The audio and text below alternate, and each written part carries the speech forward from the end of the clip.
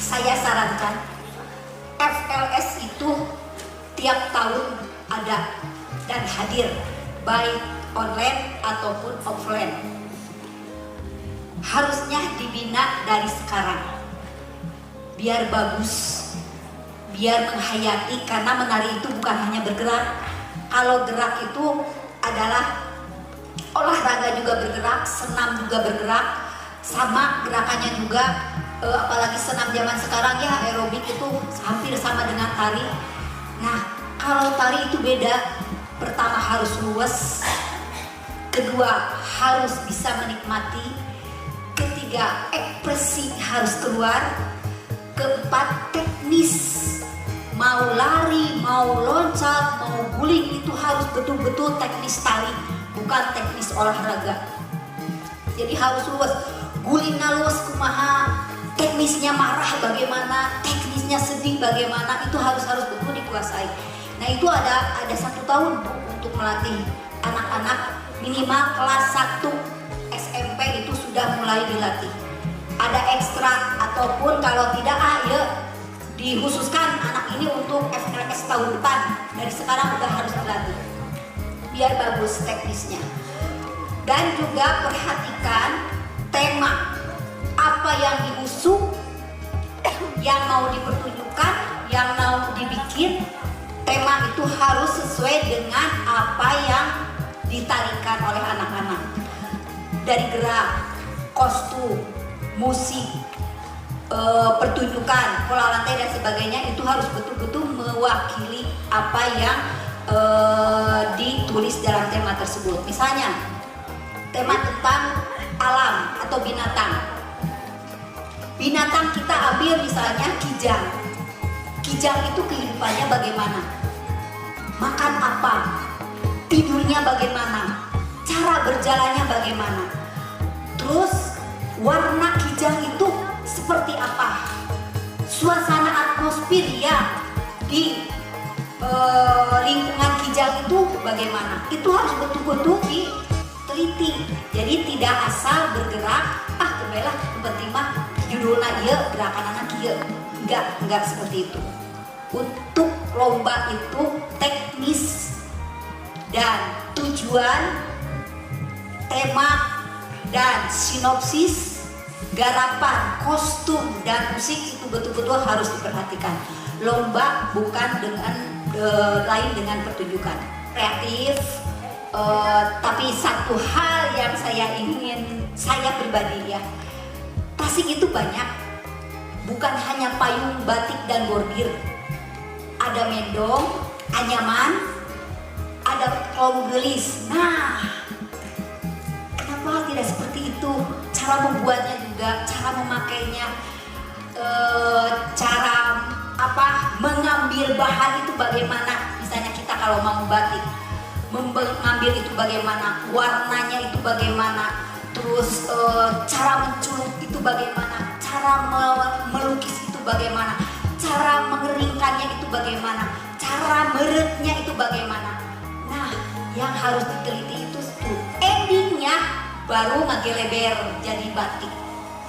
Ya, mau kain putih, mau kain merah polos, mau endingnya itu jadi ada warna batik. Untuk properti, ya, untuk properti itu sebetulnya sih tidak boleh disimpan di bawah dulu ya.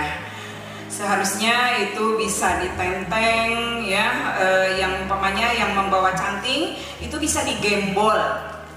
Ya, orang Sunda semua bisa ya. Bahasa Sunda digembol itu apa? Bisa mungkin digembolnya pakai kainnya.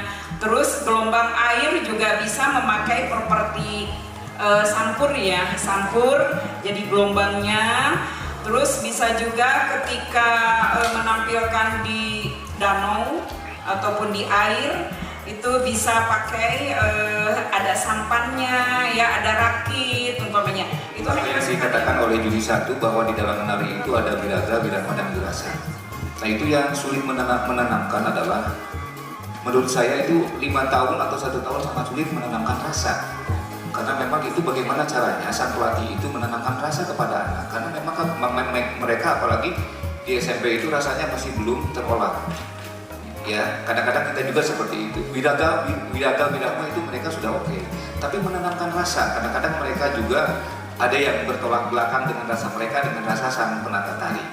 Nah itu Wiraga Wirama dan Wirasa itu seperti itu sangat sulit menanamkan wirasa, sehingga menari itu adalah utuh satu keseluruhan. Orang menonton seperti bercerita melihat. Selanjutnya, hadirin yang terhormat, ini bukan peserta pamungkas dari lomba kreasi tari. Untuk peserta nomor 5 dengan judul tari Batik Ngajari Ciri, dengan sinopsis. Tari batik Tasik ini merupakan tari kreasi baru berdasarkan dari arti bahasa. Batik adalah salah satu hasil karya tangan, sedangkan Tasik adalah salah satu nama daerah yang ada di Jawa Barat.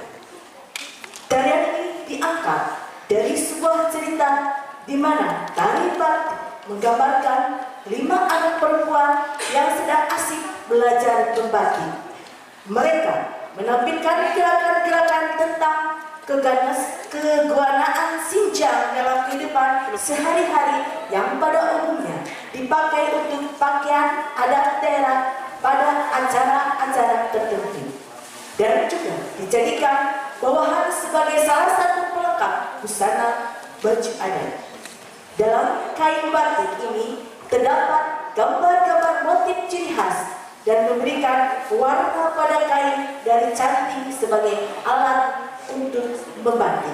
Ibu Dewan Juri yang terhormat, inilah peserta nomor 5.